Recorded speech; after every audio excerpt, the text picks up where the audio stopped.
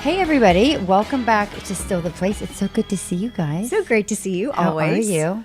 I had a very exciting day yesterday. Do you want to know what happened to me yesterday? Yes, absolutely. So I had my normal day and I exercised and then I like to have a bath. So I turned my bath on and then I go down and I went downstairs for a sec and I opened my fridge and realized I didn't have cottage cheese, and I'm obsessed with cottage cheese and berries right now.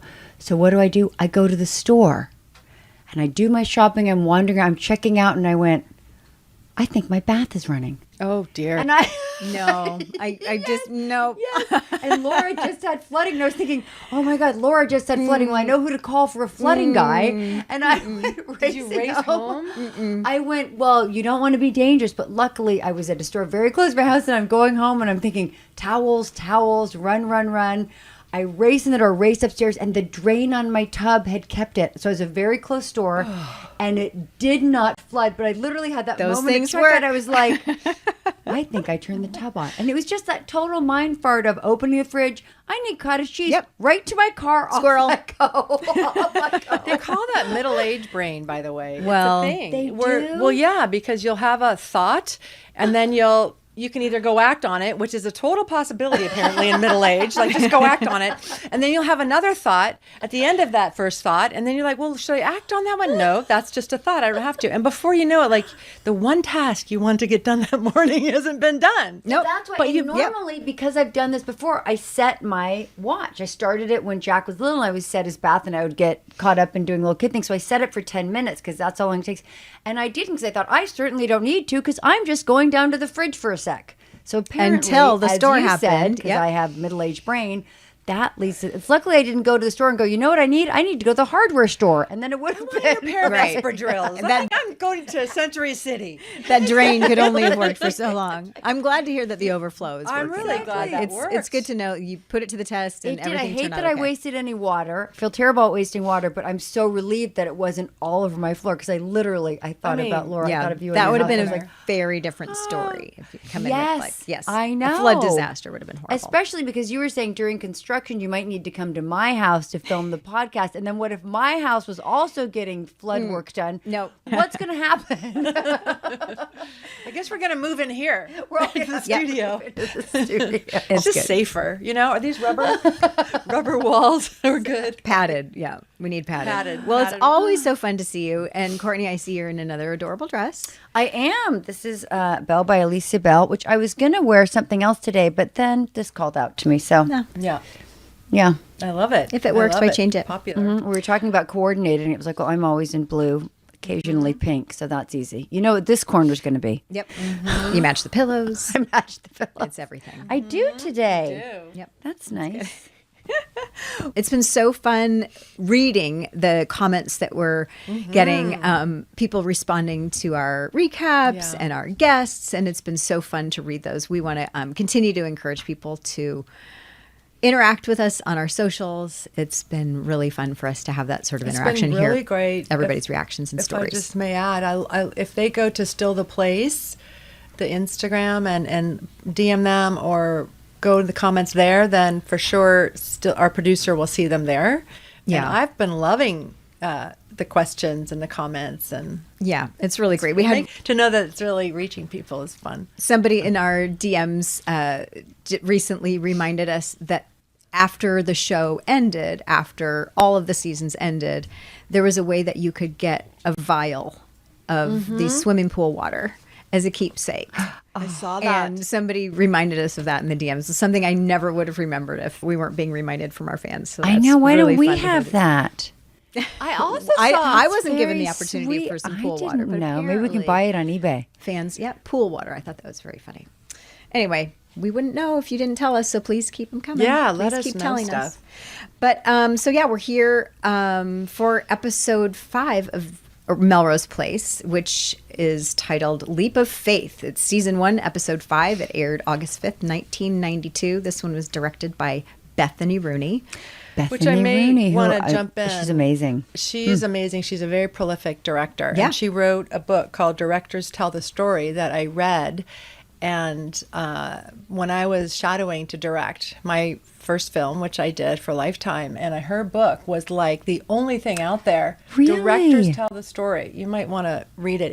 It's amazing. Like everything from locations to on set to shots, just the how-to. She breaks it all down. And I just wrote her an email and just said, I just want to thank you. I loved working with you on Melrose Place. But this Bible, it's a Bible. That's great. I love that. I remember her directing, and I think she was our first female director. She must have been. And it was really rare then. I mean, it's a lot more common now, but it was very rare. And I remember the men would question her, like the crew guys, who had a lovely crew, but it was a sign of the times, right? It was a more sexist time. And she would say something, they would say, are you sure? And she would just very calmly say, yes, I am. Very direct, very calm. And I was like, wow.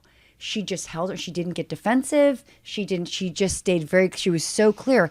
And I don't even know if you weren't there yet, but she had shorter days. Mm-hmm. She knew exactly what she wanted. Mm-hmm. She was very clear, very calm. Her direction was clear and calm.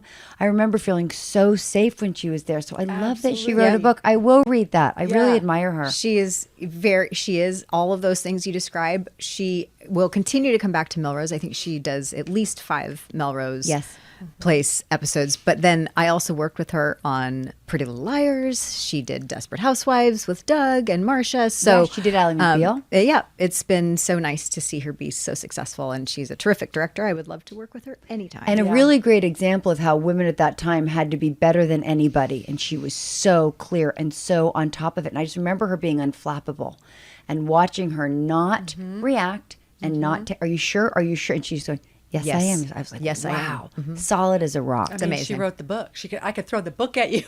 How sure do I have to I will read that make book. you believe That's I great. am? Yeah, it's that is so cool. It's really interesting. So this episode was, of course, created by Darren Star, written by Darren Star and Ellen Herman. I am going to be using my glasses again today.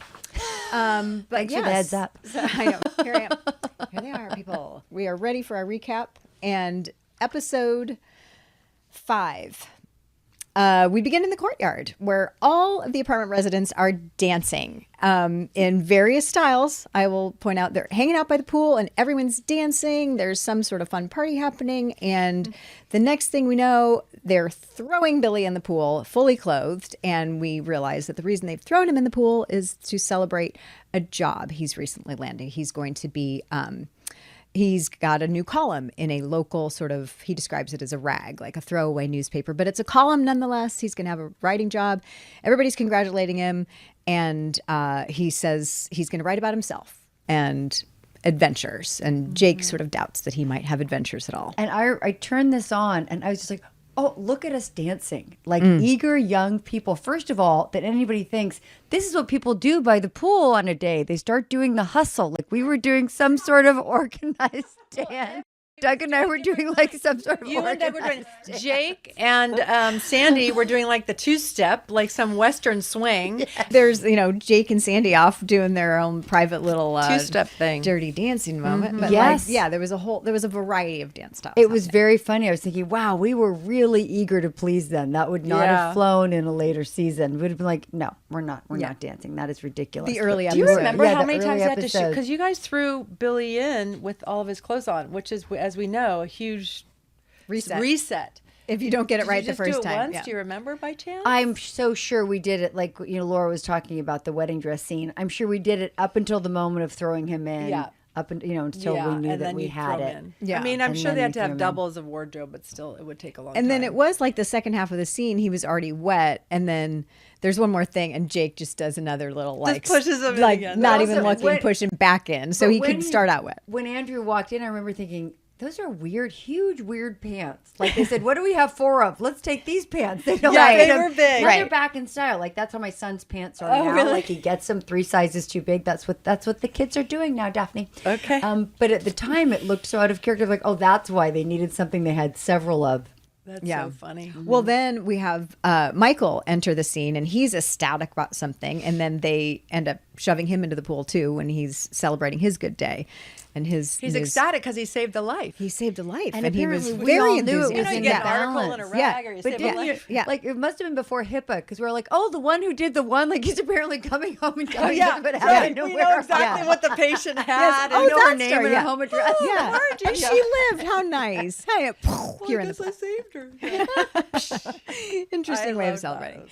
So then we cut to Michael and Jane's apartment, and Michael is talking about, he's just like monologuing about going to Yammering on. Yosemite. Yeah, oddly and chipper. Michael's oddly chipper in this episode. just on about Yosemite all of a sudden. And we see that on the other side of the bathroom door, Jane is inside the bathroom, opening up a pregnancy test. So we realize she's concerned about that.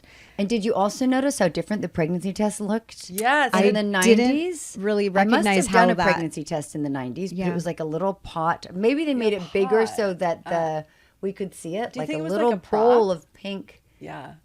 Maybe they did that so everyone in the audience could see it, because it was a big pink thing. Yeah. Well, it did say very clearly on it pregnancy test. So we definitely know what's Yes. going on, and Michael is clueless on the other side of the bathroom door. Mm-hmm.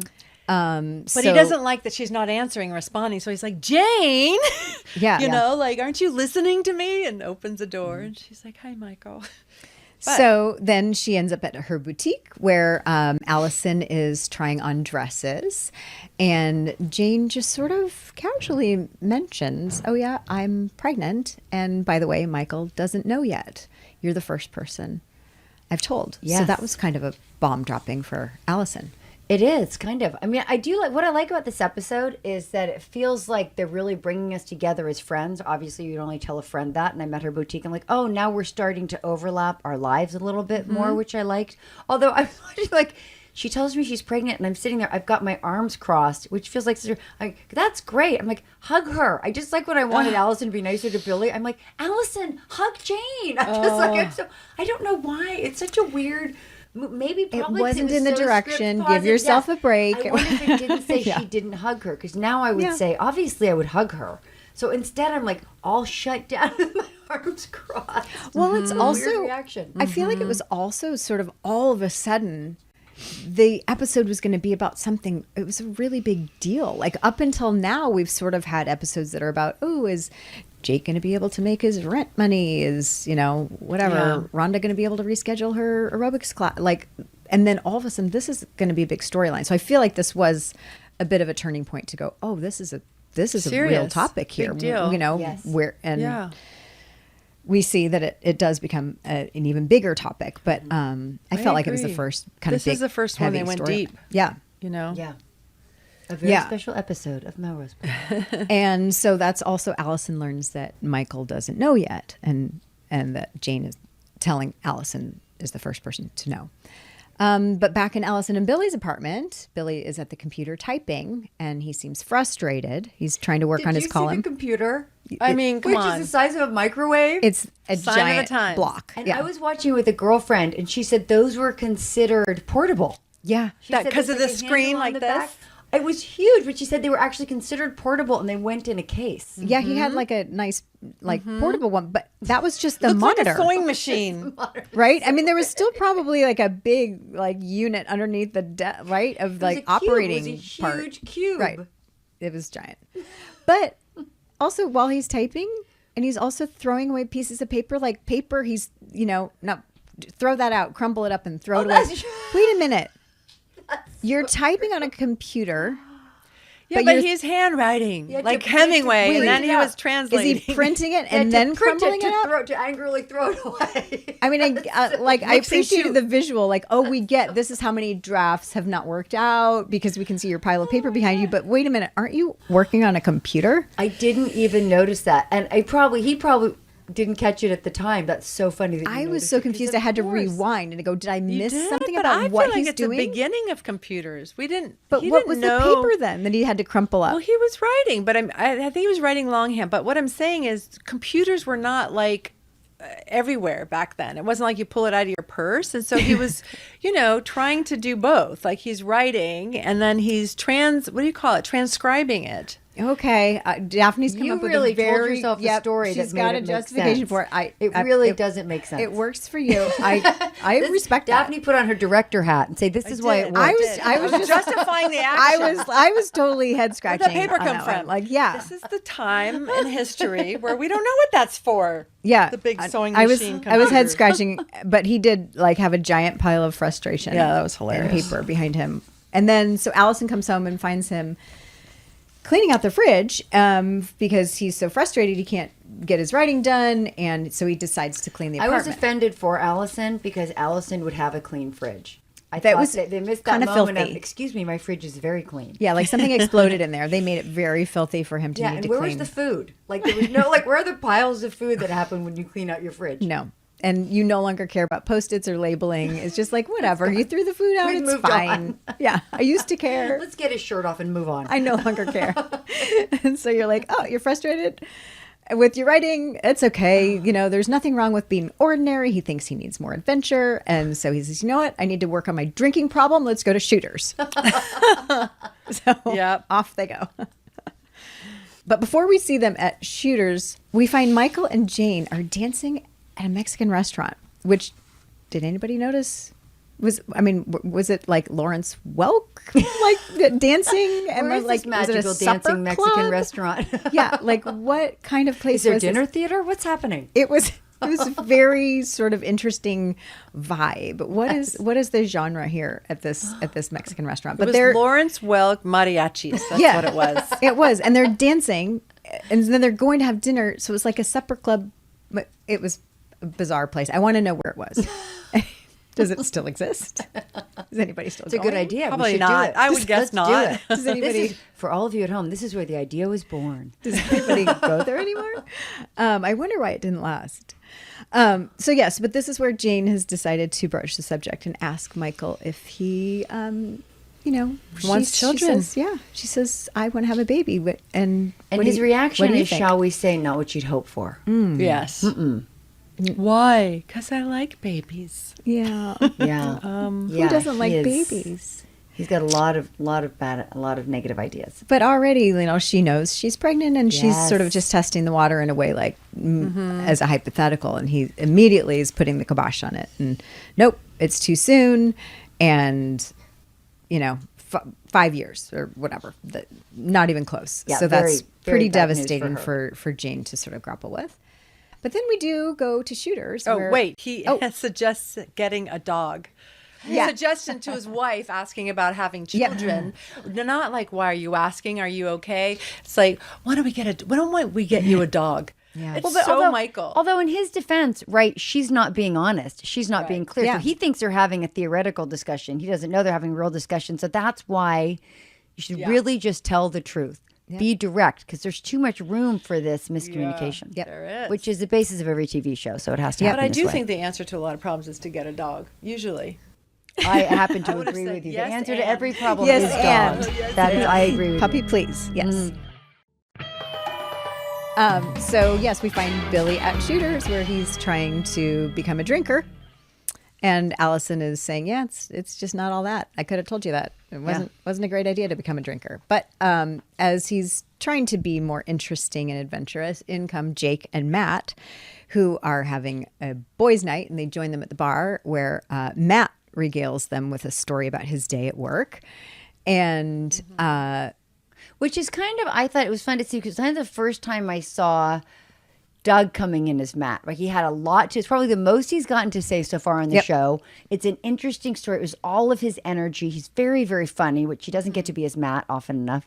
And it was really fun to see him come in. And I also felt like that was a scene where I thought, we really look like friends. Yep. Like before, People are hanging out we were together. acting, doing a good job. But here, we like, you can tell we're really laughing. We're authentically connecting. We're having fun being together in the scene. So to me, it felt like episode 5 is where we gelled as a cast.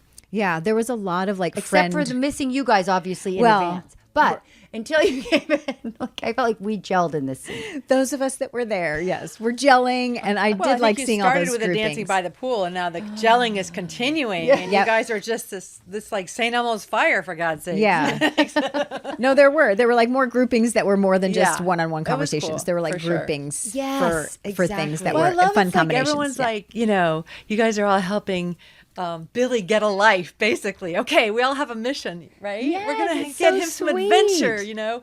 Oh, he's feeling like down because he hasn't experienced anything. He's regular. Maybe I'm going ahead, probably, but I just love like the guys we're on a mission for him to pop his adventure cherry.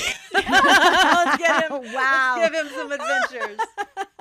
I wish that had been in the script because that was a good line. That was the subtext. Once All right, again, there you go. Looking for the subtext. Well, and so in comes this guy with a neck brace, which like, when the audience sees this guy, it's absurd that somebody in a neck brace decides, oh, I know what I need to do. I need to go out to Shooters tonight in my neck brace. Well, but that reminded me when Daphne said, it reminded me of the line, like we were talking about favorite lines from the show, and Andrew had a line in the scene before, which was, they get into bar brawls and go through women like Kleenex.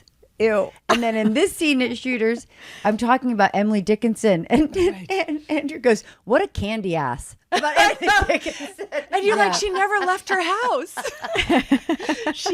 Look at her. What a candy ass. Yeah. So those are my two favorite lines from the show. That's fantastic. But then, not a candy ass, is this guy standing at the bar in his neck brace, and Billy's like dying to know, how'd you get the neck? What, dude? What's that? Tell me all about it. You must have been in, some exciting story. And he says, oh, actually, I got this bungee jumping, and then proceeds to tell.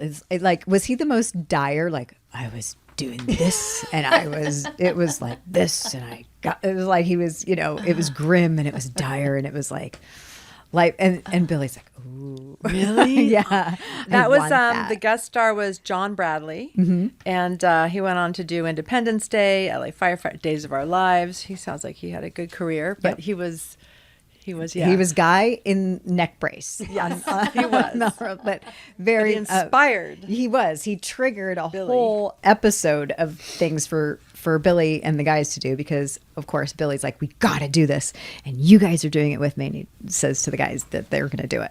And they jumped right on board. And Jake was almost giddy in this scene. Like, Jake kind of came out of, like, angry Jake. And he was, like, happy one of the guys, Jake. That was fun to see. Yes, it was. I did also notice, do you guys remember shooting in Shooters or any bar where they're like, it's going to be really loud. There's a lot of people in here. Yes. And we're going to have loud music under your scene in post. So go ahead and shout at each other. Yeah. And these guys were shouting this entire scene at each other. And I could just tell, oh my God, they were given the direction that it's going to be so loud. And then they didn't bring up the background? In post-production, you got to go back and see the scene. We finally gotta watch the music it. was like, it was like, really? Yeah, we finally figured it out in later episodes. I remember having that discussion, and the director would say that. And we said, you say that, but our experience is they never do. And we look like crazy people yelling at each other for no reason. Quiet With a bar. very mild, understated song underneath. Like, just mellow music. so It is funny. not pumping like, funny that you remember bar that. music. Yes. This reminds me of all the 80s movies that we did and like the 90s because there were so many club and bar scenes and like that would be all the time. They'd bring the all the music time. in. They bring the playback, the smoke would come in and they go, remember, you got to yell at each other. And you're like, it's quiet because on set it has to be quiet because all the background noise comes in later in post-production. And you're going, oh my God, that guy's so hot. I know. I think he's looking at you. Quiet. And you just feel like a jerk.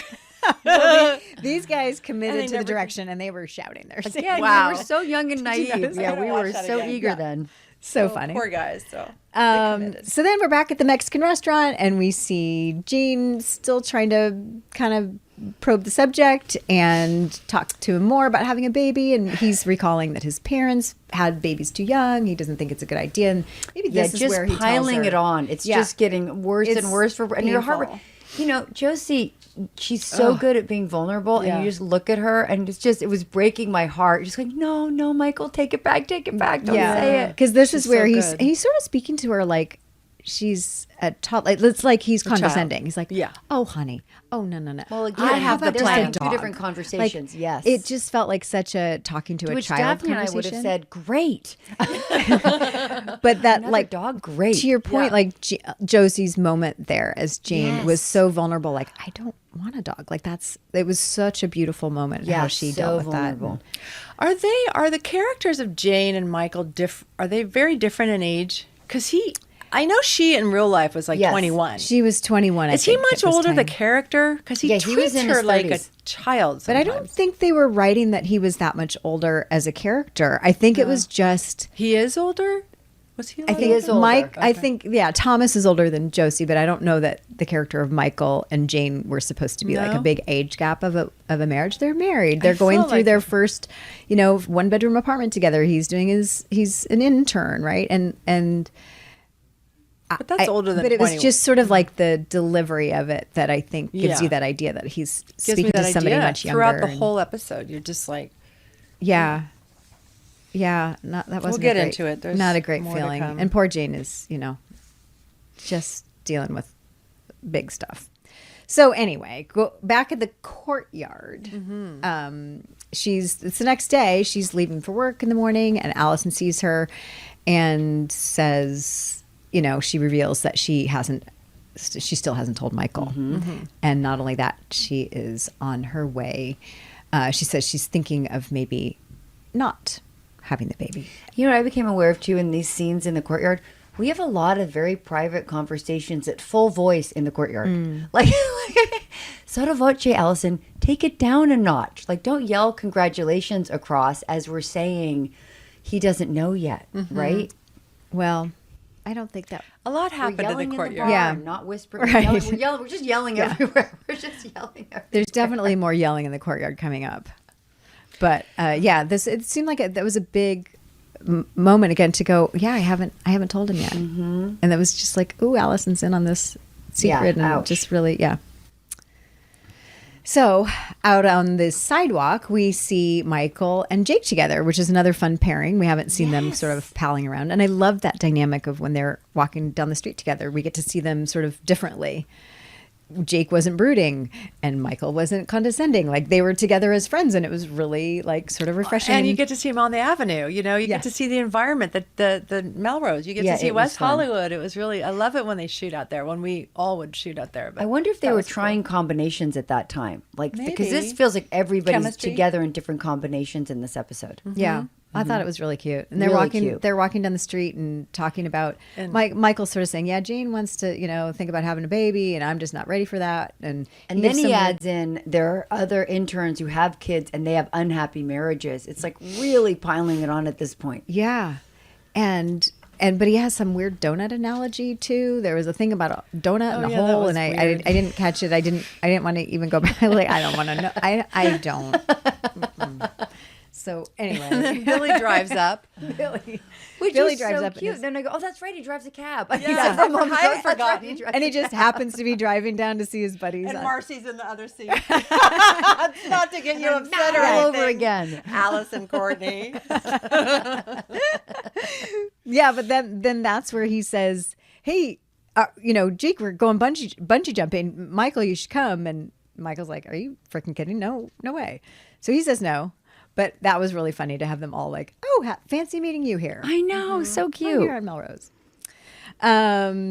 So then we're back at the apartment building, and Rhonda and Sandy are in their apartment. Rhonda is preparing a full fish for dinner and talking about maybe adding some nutritional counseling to her classes. And there's She's dancing and Yep, cooking and very cooking happy and and healthy dancing. Raw and- fish. yeah. It was Yep, and she's got this giant fish that she's high cooking in- protein, low carb. Do you remember all that from Yeah. back then? Yeah. All those That comes back diets every 4 and years, yeah. It's just like I think we're back there now. They Are call we? it something else again. It always Yeah. comes back I didn't every get the 4 memo. years.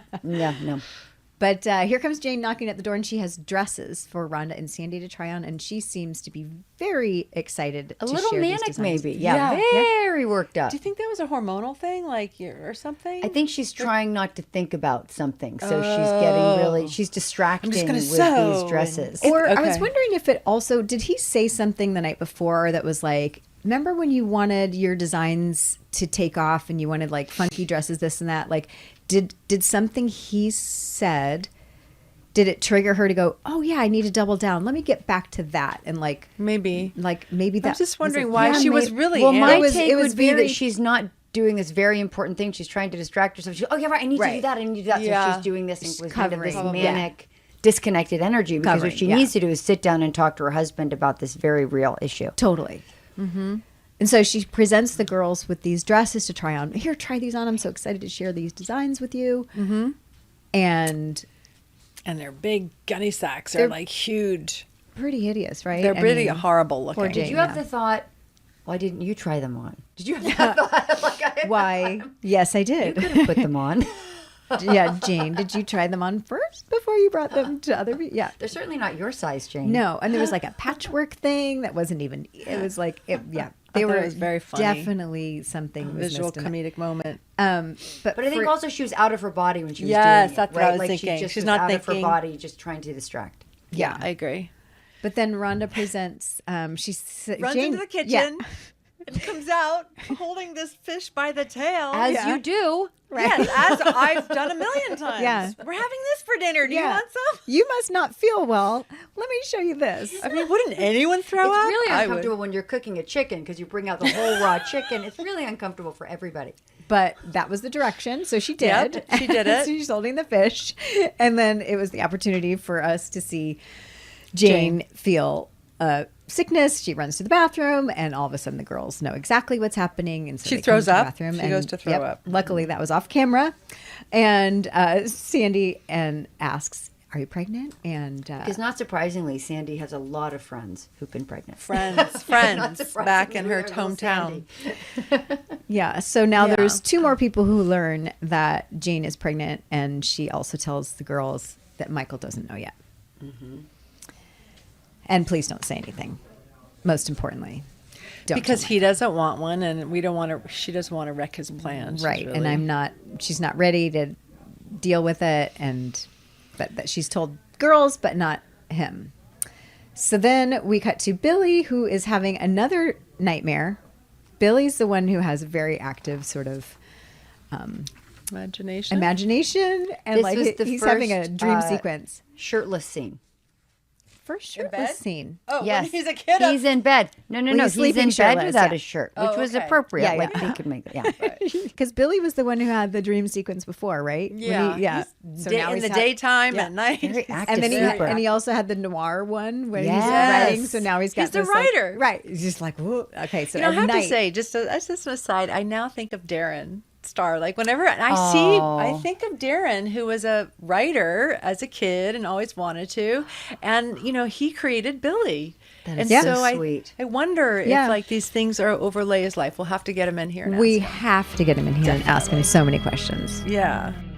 Wake up with football every morning and listen to my new podcast, NFL Daily with Greg Rosenthal. 5 days a week, you'll get all the latest news and the best analysis delivered by the time you get your coffee. The show hits every single game, every single week, but I can't do it alone, so I'm bringing in all the big guns from NFL media like Colleen Wolfe. Subscribe today and you'll immediately be smarter and funnier than your friends. Listen now on the iHeartRadio app, Apple Podcasts, or wherever you get your podcasts.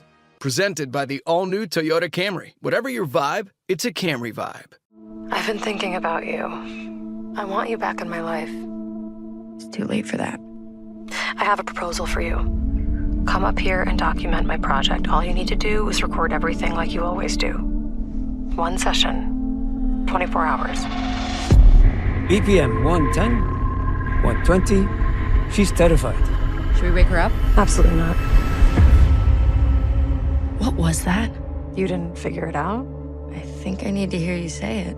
That was live audio of a woman's nightmare. This machine is approved and everything? You're allowed to be doing this? We passed the review board a year ago. We're not hurting people. There's nothing dangerous about what you're doing. They're just dreams.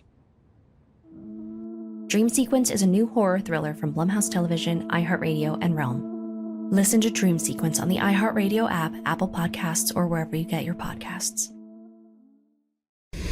Welcome to Cheaters and Backstabbers. I'm Shadi Diaz. And I'm Kate Robards. And we are New York City stand-up comedians and best friends. And we love a good cheating and backstabbing story. So this is a series where our guests reveal their most shocking cheating stories. Join us as we learn how to avoid getting our hearts broken or our backs slashed. Listen to Cheaters and Backstabbers on the iHeartRadio app, Apple Podcasts, or wherever you listen to podcasts. I'm Angie Martinez. Check out my podcast where I talk to some of the biggest athletes, musicians, actors in the world. We go beyond the headlines and the sound bites to have real conversations about real life, death, love, and everything in between. This life right here, just finding myself, just relaxation, this not feeling stressed, this not feeling pressed. This is what I'm most proud of. I'm proud of Mary because I've been through hell and some horrible things. That feeling that I had of inadequacy is gone. You're gonna die being you.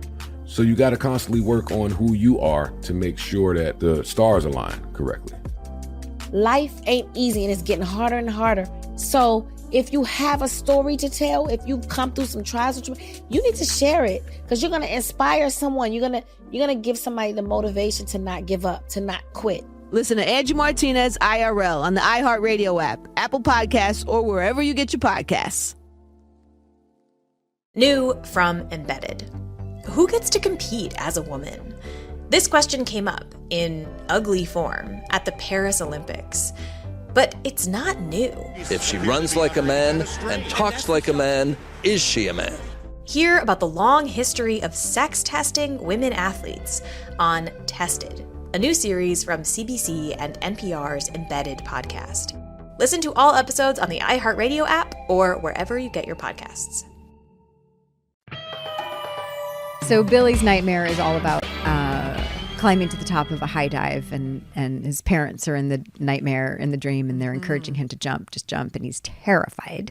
And then his dream morphs where it's actually him, and he's terrified, and then he's falling, and he startles himself awake, yelling out in his sleep, which makes Allison come running, sort of, like she's heard him yelling, "Billy, are you okay?" So then she comes in, and as concerned as she may be that he's been screaming in his sleep, what?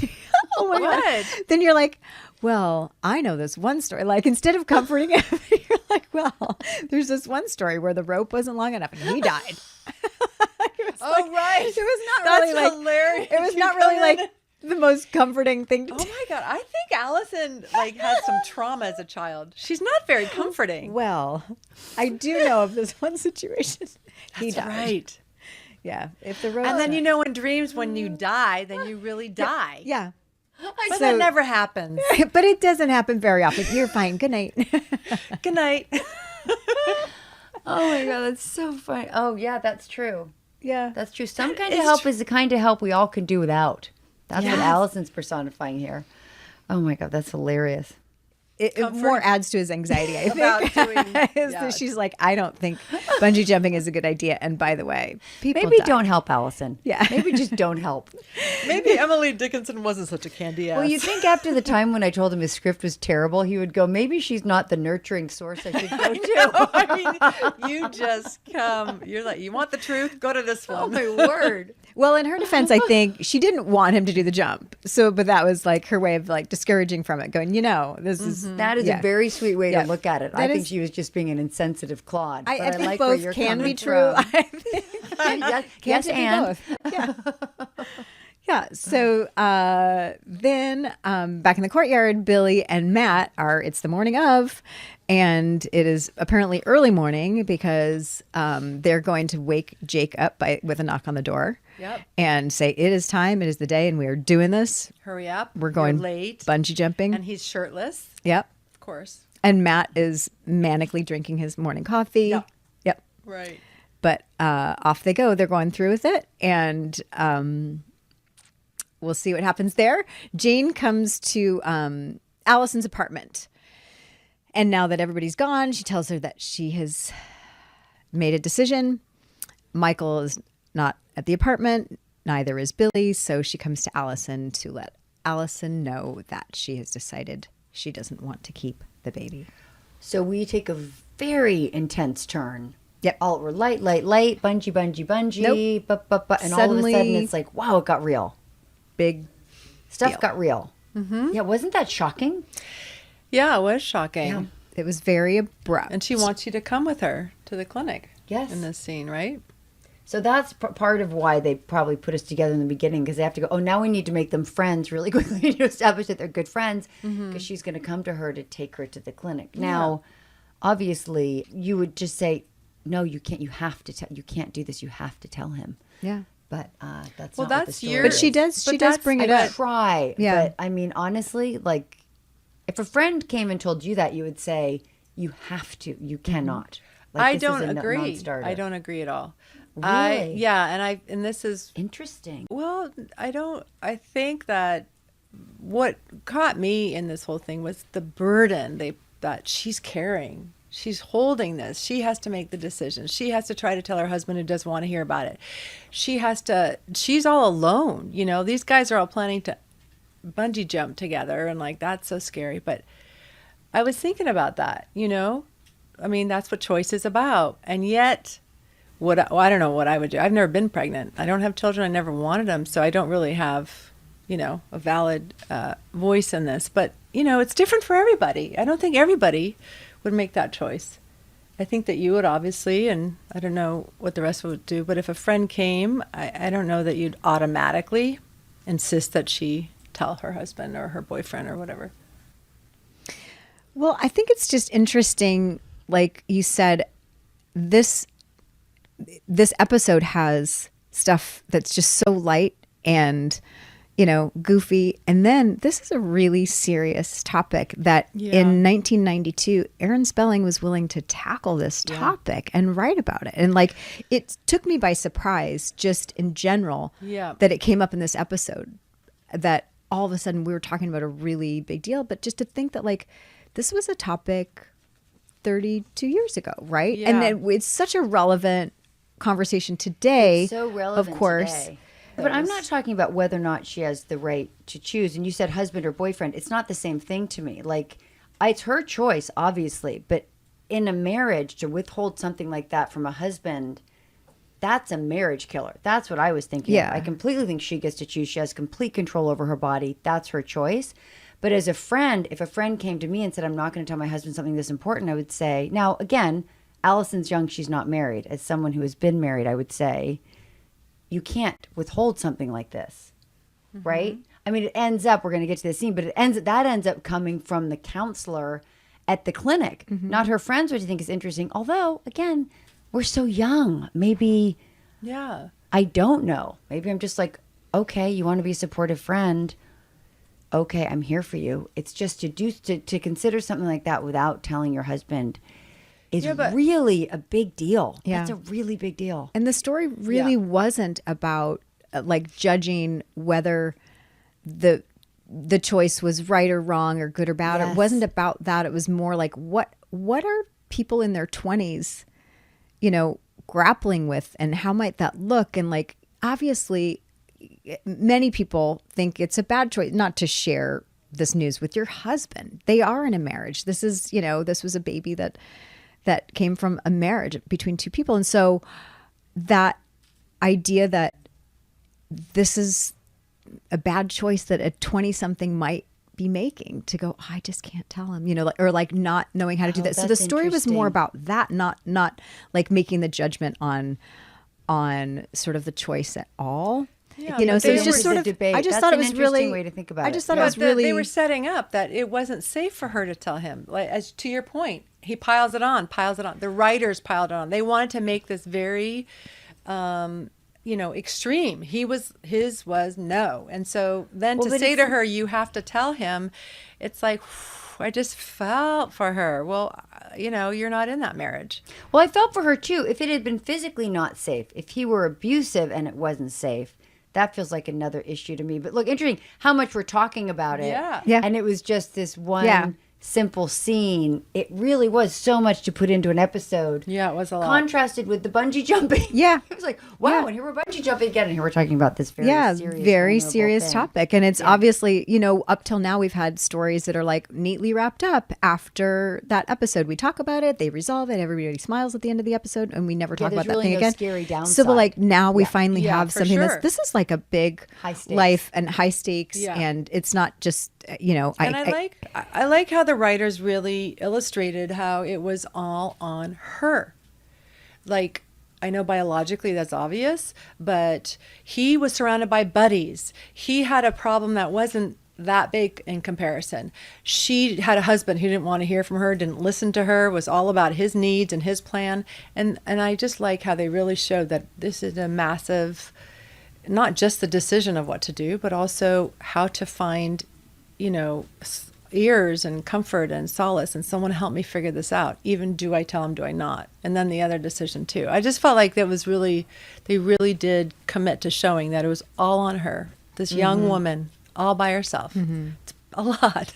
but she's confided in her friend Allison, who now has, you know, she's carrying this sort of burden too, that like, oh, my friend is about to make a big decision one way or the other, and she's not including her husband. Right. And now she's carrying this as her friend, but she wants to be there for Jane and be there for her friend. So they, You know, and then we cut to the freeway in the Jeep, and these guys are so carefree, and they're going to go jump off a bridge because they got nothing else better to do. You remember? I just feel I was laughing about because I remember when they pulled out Matt's car and Doug was like, "Really purple? Like it was purple? Was it purple? I like thought- a little purple Jeep." I thought, okay, that is going, kind of the really cutest, the bluest, but it wasn't quite a Jeep. It was something else. Do you guys think? Do you remember Suzuki Samurai? Was that a Suzuki Samurai? That's what it was. Was I that a remember Rav? I Doug think it was like a going, Rav. "No, No, it was really?" like- because obviously Matt was gay, and he goes, "Isn't this a bit on the nose? Like it was this purple Suzuki Samurai." And I remember him going, "Really?" I remember wanting a Suzuki Samurai in the 90s. Like, I thought they were the cutest cars, but Matt got one. Yes, it was the feminine Jeep. It was the feminine version of a Jeep. Oh It was my very God. cute, and they were very festive. The Yes, three of them they were. were. They were having a ball. They were. I wanted a Miata. Do you remember That too, that was the the other Miata kind. and the cabriolets? Remember cabriolets? The Yeah, Jenna, they the were little- adorable. Did you have one? No. I feel like you I had would a have rabbit. one. You had a rabbit? I did. What did you have? I had a Ford Explorer, and then I got That was your myself a first? BMW. Oh no, my first was a piece of crap Toyota. Oh no, this Two is what of I'm them in talking a row. about. I had a rabbit first. Oh yeah, I had a used Toyota. yeah. I had an ancient Mustang too. That was my first car. Oh, My very sister then nice. came to me. Nice. Oh, cool. Yeah, the guys are in bungee jumping. They see the bridge. Did you guys recognize where that location No, was? where was the bridge it? for bungee jumping? You didn't recognize it? This is LA River, right? I think it was in Pasadena. I think it's the Arroyo Seco. Like, and by the way, it's in Pasadena, right near the Rose Bowl. Yeah. Where there's the aquatic center, and that was where they did the high dive for Billy's dream sequence. He was standing on the high Good dive. location All in spotting. one day. I recognize good that as the Very Rose good. Bowl Aquatic Center, the Rose Bowl swimming pool, and then they must have done those on the same day because then they did the exterior shots to see the bridge, And how which is right outside the aquatic terrifying center. was the bridge? No water. Like I know. there's a No puddle. water. There's a little puddle on the bottom, It but looks it's down at at that the ground. That's the LA It's River for you. cement. And they show the footage of the guy who, like the first one I thought when they showed it was bouncing on the cord, whatever, I thought maybe that was a dummy. I don't know, but like he bounces back up and he comes so close to hitting the bridge I again. saw that. Hitting And his then- head on the bridge. Yeah, and then the second time you see that it's not a dummy, it's a guy. And I know Yes. this was, footage of a guy, whoever, going off, but it made it look like that was Jake, right? With so Yeah, it was supposed to be Jake. Yeah, so and then but he's moving his arms and everything, and I'm like, oh My my gosh, I yeah, know. like terrifying, so close to the bridge. Yeah. And Billy's still terrified to do it. He's doing his like video waiver. He's doing his waiver and he has to speak it. So we can all hear the words that he's like, this action may result in death. And yeah, he's just doing that. So, but we see that Matt's already done his jump and he's just elated. And then when it's Billy's turn, he has to go up to the top and that's when they watch Jake boinging around. And I was trying to remember if they actually bungee jumped. if the guys actually bungee jumped. I was trying to remember because they had the whole setup. Doesn't it sound like something actors would do? They'd go, I want to do it. I want to do But it. I it want to do sounds it. to me like they wouldn't let you. I can't imagine that I they can't would let imagine them. they would let you. Should we ask Doug? Let me see if I can call Can we him. ask Let me see if I Doug? can call him. Can I You're do gonna that? ask. You're gonna Do you call him have right his now? private, super You know what? private home phone? I know how to call. Hi, honey. Hi, honey. Hi. Hi, Say Doug. hi. You're on podcast land.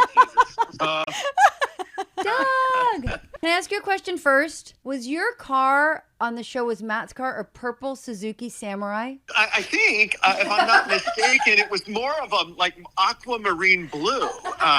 Well, it was way sexier than that. But it is fun to say Suzuki Samurai. So. I remember when they brought the car out, and I remember you going, really? Really?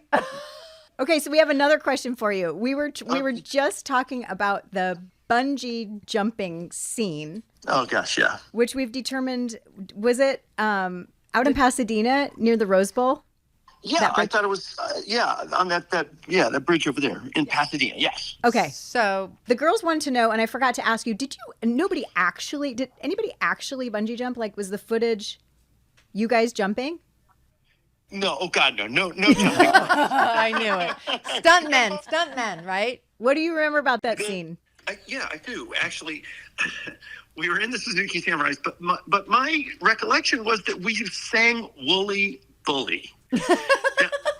Did they sing Wooly Bully in the scene? I don't think you sang Wooly Bully in the scene. Well, no. I don't think it aired. Or does anybody remember singing Wooly, having that come up on an episode yet? We haven't seen that. This was Matt's moment to shine because you guys know I'm a very dedicated character actor and I go deep. And so in my backstory for Matt, he was like in show choir. He was all jazz hands and show tunes. And so when we got the opportunity to sing Wooly Bully, I was all in. Nice. But you wouldn't jump from a bridge, huh? Yeah. And then apparently Wooly Bully got cut, unless it's not in this scene. Like, is it possible that Wooly Bully is like still to come in another episode, and we'll actually? It is possible that I have conflated episodes. So yeah. I just want to know, was it stuntman, or he said nobody jumped? Nobody jumped. Did stuntmen jump? Were those dummies? I thought that they were dummies. I'm not talking Even about if they were stuntmen. stuntmen, they were dummies. Yeah. Well, now the big mystery is, where's Wooly Bully? Yeah, I need to know because that would have changed the whole course for me. But girls, while I have you, I think it's time for me to air my beef. What's that? Please. Let's see. Grant Show, Andrew Shue, they get invited in the studio. I'm married to one of the hosts of the show. I get a phone call. But don't worry. Listen, I'm used to being marginalized. You're not marginalized, honey. You're coming in soon. I promise. Listen, your wife told us that you weren't available. That's all I know. She's like, he's very, very busy. Well, yeah, she keeps the calendar, so her exact quote was, "He's too busy and too important." I can't wait to have you in, Doug. Yeah, can't wait. We all can't wait. Yeah, I'm kind of a big deal. Yeah. So, Yes, we're very clear. Gear up. Well, we are, yes, we're just getting warmed up actually with those other guys coming in. And then you'll be in soon, honey. And you can sing Wooly Bully for us. And then we can, Oh my God. You can show us your jazz hands. Frankly. It's going to be great. All right, we're going to get, Thanks, we're going Doug. to get back to our recap. Thanks, Thank you. You guys are the best. Thanks. See you soon. Bye. See you soon. Bye. Bye.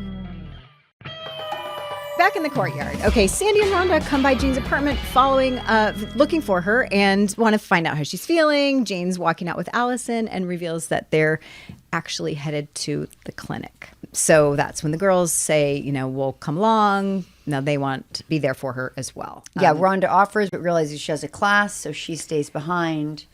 But Sandy's going to go. So then at the doctor's office, Jane is in with the doctor, and Sandy and Allison are in the lobby waiting. But the doctor at the clinic tells Jane that she is 6 weeks pregnant, and Jane reveals that she doesn't want to keep the pregnancy. The doctor questions her. Which is shocking. Even though I knew she was there, I thought she was there to have a discussion. When she said that, as an audience member, I was shocked. I felt like, oh, wait, are we there already? Well, it's like because she sort of told Allison, I just want to explore and like have a conversation. But then she was sort of, announcing it to the doctor that she'd already made a decision. Very shocking. At which time the doctor says, well, have you talked to your husband? Can he be here? Maybe we should have this conversation when he's here. And that's when Jane says she doesn't want to include him in the conversation and that she thinks that every marriage has secrets. Yeah, which is a very intense line, right? Yeah. Every marriage has its secrets, right? And I thought the doctor was very sensitive and very thoughtful and just... I thought she was a little pushy, but whatever. Well, I thought she was stern. I think she's just trying to make it okay in her head. She's trying to find a way to make it okay to not tell him. Anyway, so we've covered all the things that are happening on the bungee jumping front while this is happening in the doctor's office. But then in the lobby of the waiting room of the doctor's office, Allison and Sandy are having a conversation where it is revealed that Sandy has had an abortion in her past, and she tells Allison the story all about it, how difficult it was for her. Which is kind of the first real insight we have into Sandy, too. It's really Amy Locane's first time to share the character's vulnerability. Sandy, I think she was acknowledging that she just made this horrible mistake in her youth. That she made all sorts of mistakes, and it was a terrible experience. And what she'd gone through, but that revelation and sharing it with Allison, she said, Allison was the first person to hear the story, and that when you tell somebody something that intimate and that, and what Allison, did you do in an understanding way? What did you do? Well, I did a better job. I feel like Allison has come along. She didn't tell a horror story. She didn't meet the vulnerability with a horror story. No. She just said, that's what you do. You tell your friends. And then Sandy said, are we friends? Which is so sweet because I think she's someone who probably hasn't had a lot of good female friends. So it was that sweet moment of them connecting. And she seemed really cautious and wary of it. Like, is that to be trusted? But she really went out on a limb to tell Allison that story. And I think that's, What did Allison say to her? Do you remember? That's what friends do. Yeah. Is we... No, afterwards, when she says, is that what we are, Allison? Are we friends? Do you remember, was there a button? I think there was just a sensitive sort of nod and look. I thought that was... And remember when you had to hold the look for a long time before they said cut? I think it was the holding the sensitive look.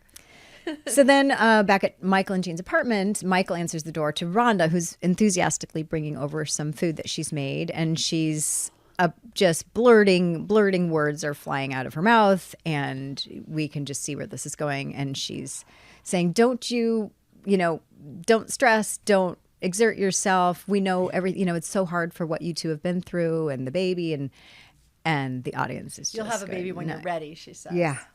Well, you'll have a baby when you're ready. Like, what? Yeah, and you're just like, zip it, zip it, zip it. And you're like, oh, just give him the low-fat fettuccine, Rhonda. And then she tries to backpedal, and it is not successful. No, not at all. It's already, the cat is way out of the bag. Yeah, so that's bad news for that's the way that Michael's going to find out. But back in the courtyard, Billy, Jake, and Matt are coming back from bungee jumping. They're sitting down having Cokes. And Matt is sort of teasing Billy, like saying, but there's nothing wrong with being a coward and being too scared. They're just making fun of him right and left. But, again, a little bit of whiplash in this episode from this very serious storyline to this bungee. Like, it's just like, wait, where are we now? Now, just the joshing in the courtyard. And nobody landed in the pool in that one, though. But Jane does walk through, and she's obviously not in a fine mood, and she's walking up to her door. So she enters her apartment and finds Michael in the kitchen, not happy. Really, and this is where, when I said to you earlier, Daphne, I said, but he's not abusive. I thought, well, wow, this is like, he's angry. There's no moment of what's going on. He is just rageful. So that, I did think, oh, that is scary. I kind of know why she wouldn't want to tell him if this is the response. He was a bit scary. I think we could all agree on this scene was no matter what really she did or said, it was wrong, and it was all about him being betrayed. He's such a victim here, and it so annoyed me. Yeah, a few red flags in this scene. Yeah. And the height that he took his anger was just, it was scary. And that combined with how Jane is written and how Josie plays her, it's just like you've been saying, we've all seen from the beginning, like she's so vulnerable. She plays that so naturally and beautifully. She's like, does nothing wrong, and then she has this on her, and he's just, so the way that she's playing it, the way that Jane's written, and then he's just written so like, polar opposite and just so pure rage. He feels like a bully in this. And he's upset because he thinks, that she's gone and had I totally understand why pregnancy. he's upset. Yeah. Absolutely. But in there the was scene, no moment of what happened. Right. And then in the scene, he learns that she didn't actually terminate the pregnancy. Yeah. But then he's he gets still angry. He's still angry angry. again. He's found. Oh, you've decided, huh? Yep. Let's not forget, the thing that center on this whole confusion was that he had a plan, what he decided in the beginning. No, that's not part of the plan. Not at least so casually, at least 5 years from now or whatever. Like, that was his plan. She never their said, communication is not great. So that escalated. They're screaming at each other, ends up carrying out into the courtyard where he's stomping off and he doesn't care who hears. And she's saying, let's not. We're in the courtyard. Like, let's finally not. And somebody's aware of right. the courtyard. Finally. Finally, as to my point. Exactly. We're shouting and there's people here. They're sitting by the pool. They've just bungee jumped. So she's trying to have it, de-escalate. And he says he doesn't care who hears. And he says, who cares? You've already told everybody anyway. You told everybody but me. And so off he storms. So that was brutal. And then he's storming down the street. They go after him. The guys all get up and kind of go after him, which is this episode, which I love. I love all this people coming together. Yeah. Yeah, try to cool him down or find out what's going on, whatever. And they have a couple lines where it's like, women, they can't be trusted, that sort of like banter.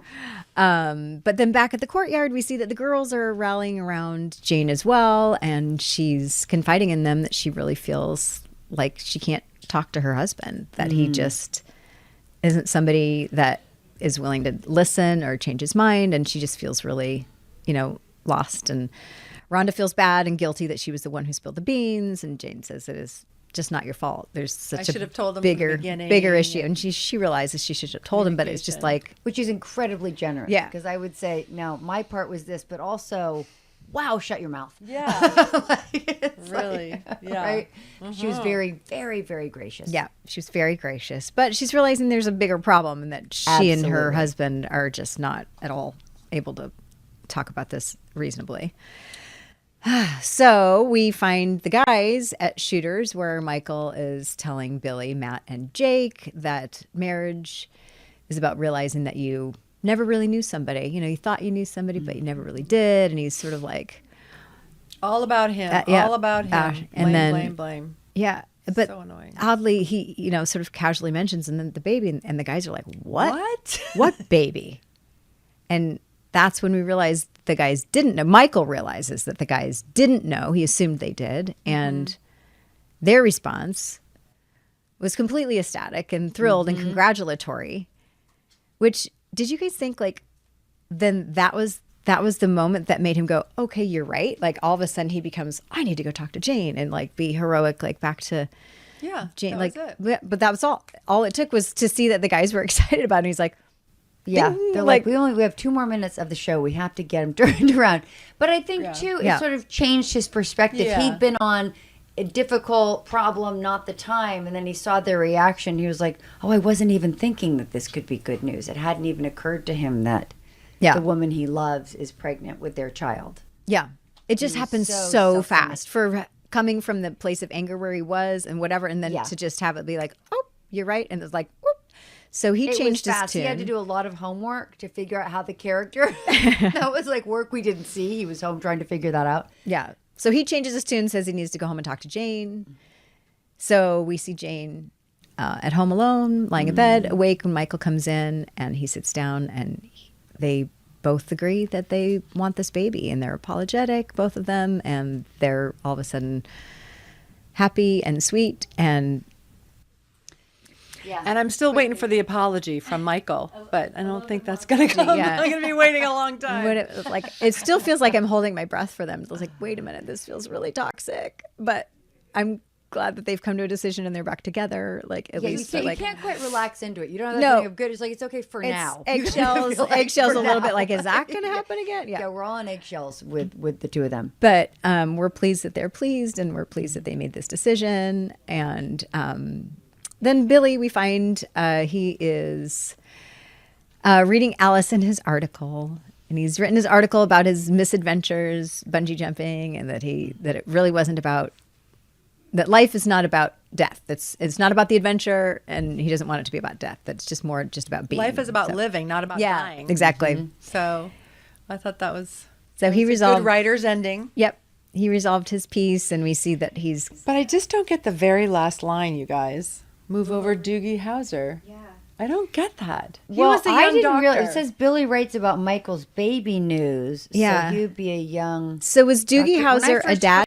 When I watched as a character? No. He's a young doctor. When I watched it, I thought he was saying, because Doogie Howser had this internal monologue, and I thought that's what it was. But apparently, I think it has to do with Doogie Howser being a doctor, and he was about to write about Michael being a doctor. But I also thought, well, was Doogie Howser also a dad? Doogie Howser's the baby. So the Doogie Howser story is that this young genius is a doctor. So the baby, right now fetus, the fetus is the doctor.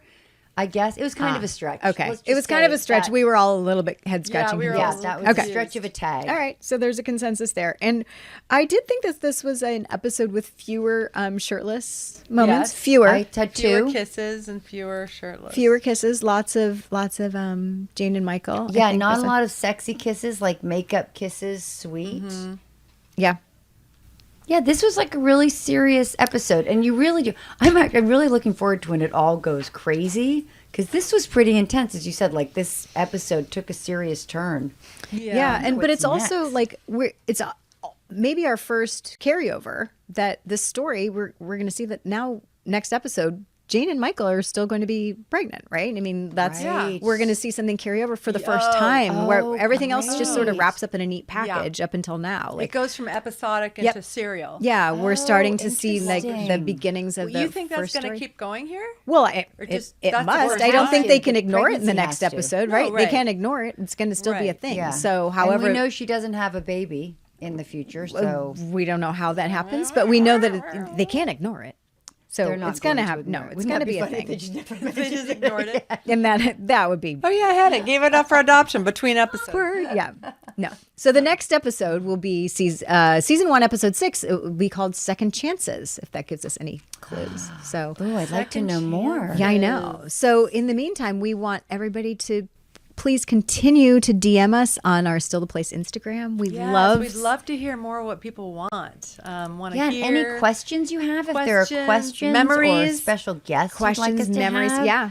We know that Doug would like to be on. He's put in a vote to be invited into the room. Raise your hand if Doug should be our next guest. Raise your hand in Laura the DMs. Will let him in. And Josie, we have to bring them all on. It's so fascinating, watching these again, and it's just like so new, especially for me. I did watch the whole series a while back, but oof, I forgot. You're right. It's fun. I am getting attached to the character. Like I'm separate enough that I'm not judging myself. The first couple were hard to watch.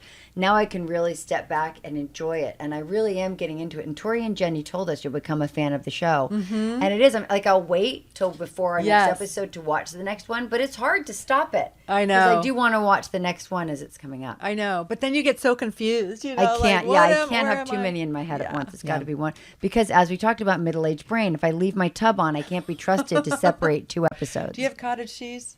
I do. I got lots of cottage cheese, so we should be okay for a while. I got 2 of the big containers. So it's cottage cheese and fruit, like berries? Berries right now. That's my current. I'm like one of the. I eat one thing for a while, and then I never want to see it again. It was chopped Mexican salad for a while that I made. That was yummy. That had everything but the kitchen sink in it. Nice. Now this is. I think as the summer fruit is so good. Yes, I'm loving the fruit with yogurt. Have you tried these pink pineapples? No. They have a pink wrapper around them. They have them at Gelson's and Viceni. And they're pink inside, and they're yummy sweet. Have you had them? Wow. They're so But good. I've been getting, next week, I will bring everybody pineapples. I've been getting yellow watermelons by accident. I buy the little watermelons, and twice they've been yellow inside. Do they taste different? Yes, they're terrible. They're mushy. They have no taste. Yeah, yellow watermelons are terrible. Is this a red one? I will compare. Can't tell. They look exactly like, they're not pink on the outside. It's so annoying. Oh, well. All right, and don't forget to download and subscribe. Yeah. Thanks for coming to Still the Place. Yeah, they'll be coming fast and furious. It's so much fun to watch it together. Love you guys. Love you. Bye.